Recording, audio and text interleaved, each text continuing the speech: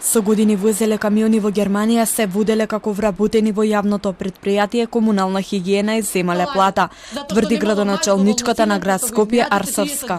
По отпуштање на вработените и нивниот протест, Арсовска во одбрана на директорката на комуналното предпријатие вели дека на 30 на лица земале повисока плата дури до 35% поради ноќната смена, а никогаш не отишле на работа затоа што не се во државата. А пак 43 вработени во комунално биле од исто семејство, на различни позиции.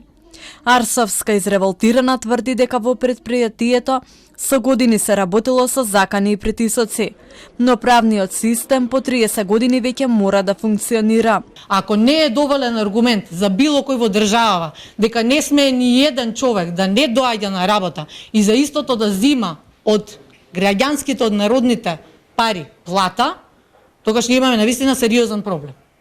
Не смее ни еден човек да не оди на работа за тоа да зима плата. Директорката на комунална хигиена неодамна ги детектирала сите неправилности во предпријатието и за истите постапила со пријави соодветно.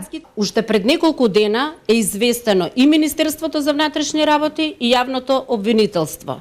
За тие лица за кои што ние пројавуваме сомнение, имаме одредени документи како помош кои би им послужиле на јавното обвинителство и на Министерството за внатрешни работи, се веќе уредно доставени. Значи, имаме кривични пријави и се што требаше да биде направено од наша страна и сите институции кои што треба да бидат информирани, се целосно информирани. Изминативе неколку дена комуналното предпријатие не работеше. Граѓаните се гушеа во непријатната миризба која се ширеше од расфрланото ѓубре.